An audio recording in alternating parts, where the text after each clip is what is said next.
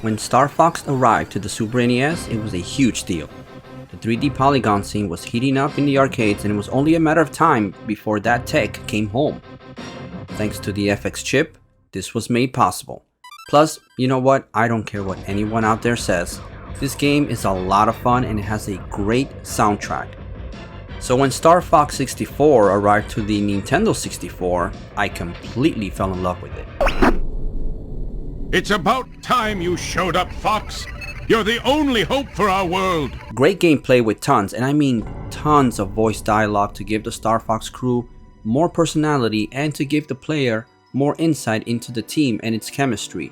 It really brought a lot of new things to the table and gave this new franchise a lot more character. Branching paths, different vehicles, some really interesting side characters and enemies, and you had a franchise ripe for future expansion. So it was only fitting that it got a new title on the Gamecube. No, not that one. Let's talk about Starfox Adventures. Hey, you guys keep it up and I swear I will make this video about Charlie's Angels. Try me. Anytime, guys. Starfox Adventures was released here in the States on September of 2002 and was developed by Rare and published by Nintendo. It was the only game Rare made for the GameCube and the very last game they would make for a Nintendo home console. One day after Starfox Adventures was released here in the US, Microsoft purchased the company for $375 million.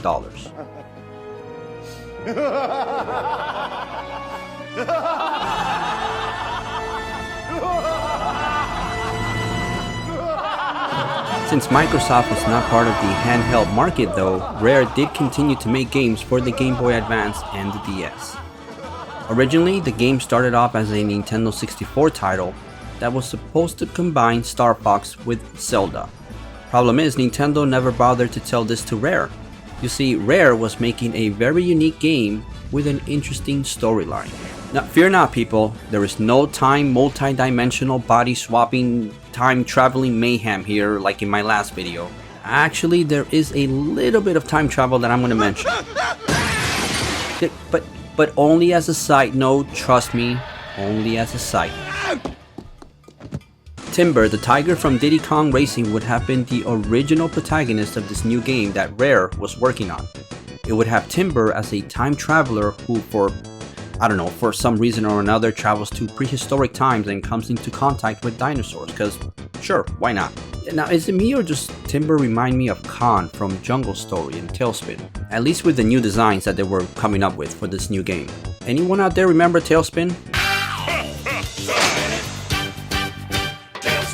Not sure why, but Rare decided to can Timber and create all new characters for this new game, which would be called DInosaur Planet. Development for this game started as early as 1997, right after Diddy Kong Racing.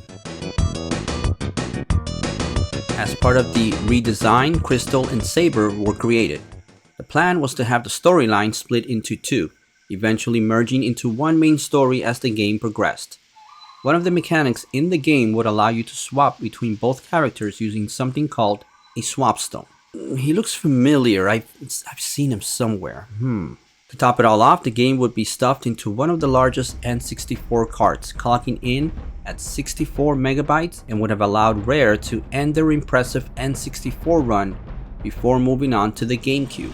It was also meant to be used with an expansion pack, which for those of you that don't know or remember, this thing added an additional 4 megabytes of RAM to the N64 for specific games to utilize. 4 megabytes. The size of the cart was probably due to Rare inserting a ton of actual dialogue. You know what, that's pretty damn impressive considering all this was gonna be in a cartridge game. It was the shark claws.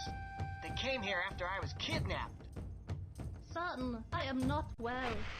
You must find me a remedy. We need to collect 10 white mushrooms. They're a medicine for Earthwalkers. And so the game entered very deep into development, to the point where Rare had a fully working demo that was to be shown off at E3 of 2000. Nintendo, meanwhile, had been toying with the idea of the next Star Fox title. Takaya Imamura, the creator of the Starfox property, had asked permission to start a sequel to the next Starfox game following the release and success of Starfox 64.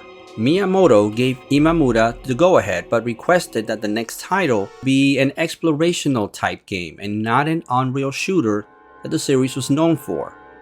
Why?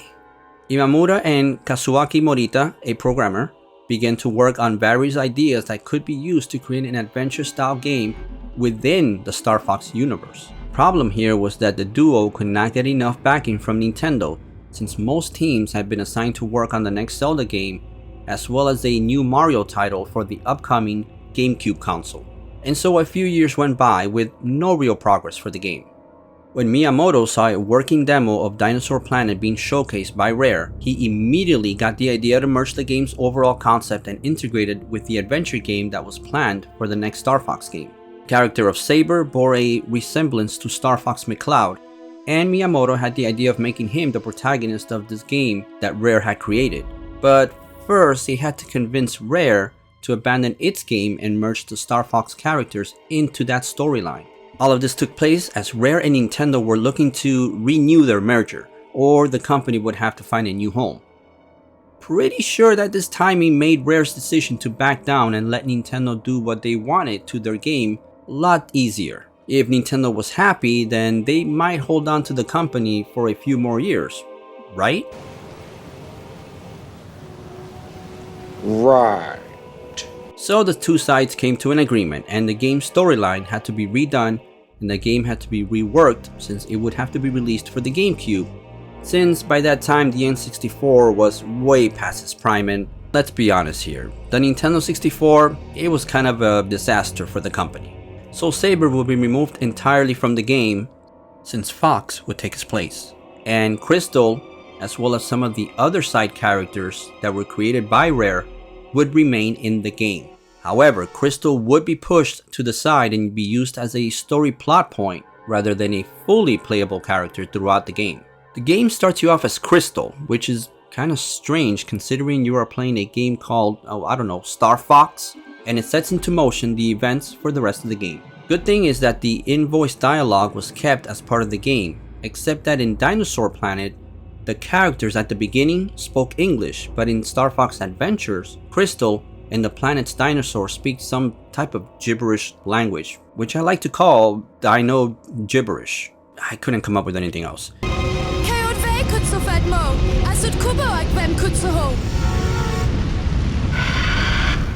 Good thing is that shortly into the game, you're gonna get a translator device that will convert all of that dino talk into English. After being introduced to the game's mechanics and Crystal for what feels like a segment that is a little bit too long in the tooth, you finally get to see Starfox and the team shoehorned into the story. Slippy, it's General Pepper. General Pepper here! I have a new mission for you, Fox. You are approaching Dinosaur Planet, an ancient world on the edge of the Lilat system. As you will see, chunks of the planet have been torn from its surface. It's your job to get them back. If Dinosaur Planet explodes, it could affect the entire Lilat system. The only lead we have is that you must locate the Queen of the Earthwalker dinosaur tribe. Maybe she can help you further. Something about a planet in the Corneria system is being torn apart and can throw everything into chaos, or something. You know what? We got Starfox into the story, so who cares? Oh wait, yes, before I forget to mention, Falco is not in this game. He set this one out. The Starfox comic in Nintendo Power actually goes over what the team did between the time that Starfox 64 finished and Starfox Adventure takes place, which is about 8 years. While the manga called Starfox Farewell Falco goes deeper into that animosity that Fox and Falco have, and goes over the departure from the team right before they encounter Dinosaur Planet. By the way, did you know that Falco is supposed to be fashioned after a pheasant? All the other characters are modeled after their animal type. After a brief flying mission that will have you tricked into thinking that you are going to play a Starfox game reminiscent of the other two titles, you touch down on the planet where your adventure begins. You see right there in the title? It says adventure. By the way, what the heck happened to the R-Wing? it looks like it hasn't been maintained or cleaned in decades. This might be due to the team barely finding mercenary work during the years after defeating Andros.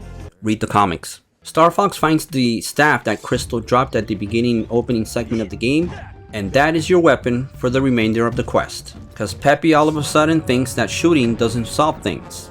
That didn't seem to be an issue back then. So since this isn't a playthrough video, I'm just gonna cover the very basics of the game, okay? You have to find 4 stones to return to the temples and collect 5 spirits, which will help in repairing the planet. General Scales, which you met at the beginning of the game with Crystal, is in possession of the last spirit. Or is he? I'm gonna go over this towards the end of the video. Since DInosaur Planet had the concept of switching between both characters of Saber and Crystal, you'd figure that this game would utilize that same idea, but it doesn't. The Warp Stone, which allowed this in DInosaur Planet, is replaced by the same Swap Stone, only he now just transports you to different parts of the planet. You can only play as Fox and can get advice and tips from Peppy and Slippy, who stay on board the Great Fox. You know, I've seen this guy before and it's killing me. You will come across some sections that will require some basic puzzle solving, but nothing too extreme like the type of dungeons or side quests that you're gonna find in one of the 3D Zelda games. You can collect different items that will help you proceed and can upgrade your staff to do things like shoot fire projectiles or be used as a boost option to get to higher places. You eventually meet Tricky, the Prince of the Earthwalkers, who will aid you in your journey. Tricky was also present in the original DInosaur Planet along with Kite, who also makes an appearance in Starfox Adventures. You can give him commands like finding secret spots and using him as paperweight. Also, be prepared to hear this phrase like 1,000 times before you finish the game. I'm hungry.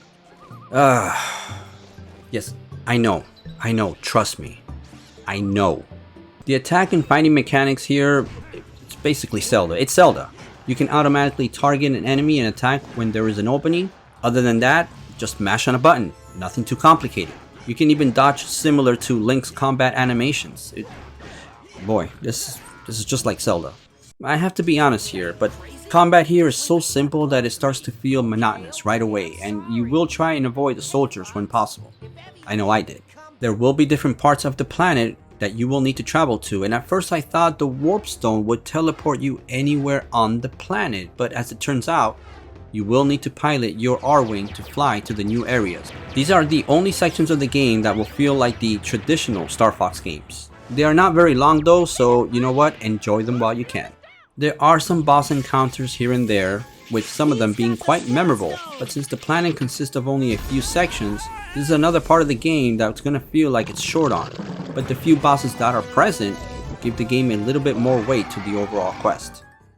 Graphics here, they're gorgeous. To think that this game is about 23 years old now and it still looks great. Very lush environments, the water effect alone is just magnificent. Put that together with the great looking animated dinosaurs and the other characters in the game and it's a complete package. Rare really went all out in the graphics department with this game and it still shines today. It's too bad that the game is not that long though. Actually, the entire game is quite short when you think about it and you could probably finish it in just about 10 hours or so. But that's just it, it's not supposed to be that intricate or overly complicated.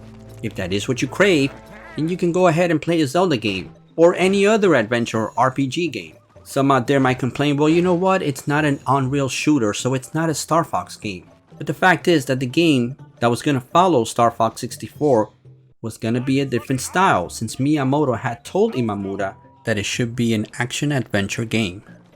And that was another big step for the franchise. Nintendo not only made a shooter with Star Fox on the Super NES, but it infused characters into the mix. Now it was not only about you as a player just flying a plane and fighting through levels with that generic fight off the alien invasion storyline that we were all used to. You had certain characters behind the cockpit controls.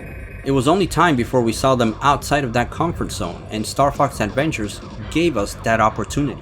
Only problem I have here is that the game was made at the expense of DInosaur Planet.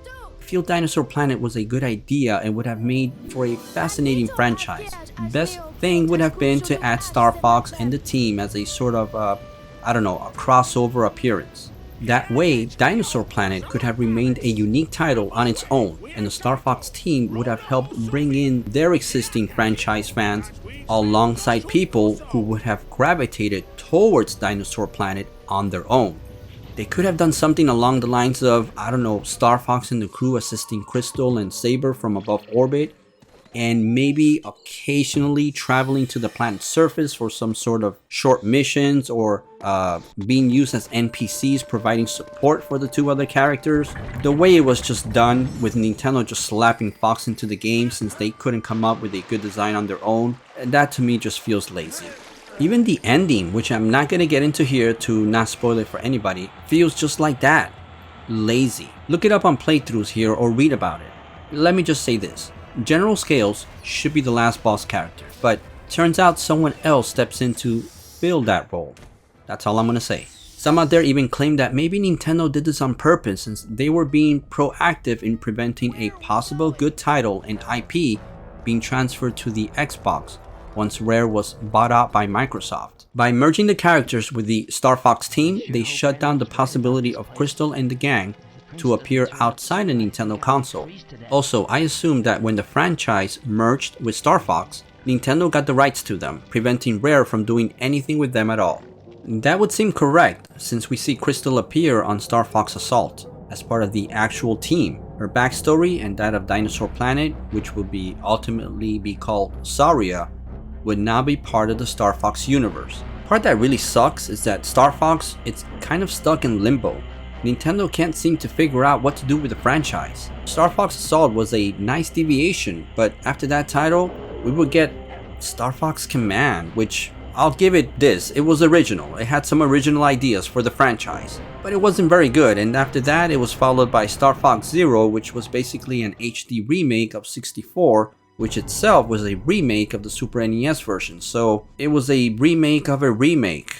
Naturally, fans saw this and skipped it for the most part, therefore making Zero the worst Starfox game in terms of sales. So I'm pretty sure that after seeing that, Nintendo doesn't really want to take another chance at the Starfox franchise, and that's a shame. Don't get me wrong, Starfox Zero, it's great, it's a good game, but it's the same story and the same gameplay minus a few minor tweaks here and there. Great job, Nintendo, jeez. Starfox would make a guest appearance on the Switch version of Starlink, a game by Ubisoft that was released in 2018, letting you play as Fox in a couple of missions in the game. Bonus here is that if you bought the game for the Switch, you got a nice toy replica of the R-Wing, which you would use to unlock Starfox in the game. This right here is what I feel DInosaur Planet should have done. So what are my thoughts on Starfox Adventures? Well, first of all, let me just say that the game, it's not a bad game, it's a good one, it's fun. But it should be seen not as a traditional Starfox game, but as a spin-off with only small glimpses of the Rails-on shooter sprinkled here and there. It is a solid entry to the franchise and gives young players out there a decent adventure title that is not bogged down by massive and complicated mazes and an oversized overworld, which at that time was still something that was not seen in games as often as it is today. If you can enjoy it for what it is, you will not be disappointed. So after playing the original Starfox on Super NES and then the very awesome Starfox 64, and want to maybe slow down a bit and play something more leisurely, I highly recommend Animal Crossing on the Gamecube. Until next video, keep watching and keep gaming.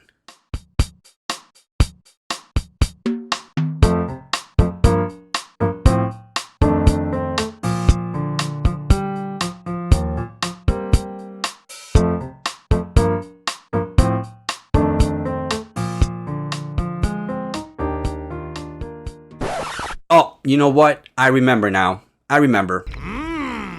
Tasty. Where I come from in the north, we used to have exquisite gourmet rods.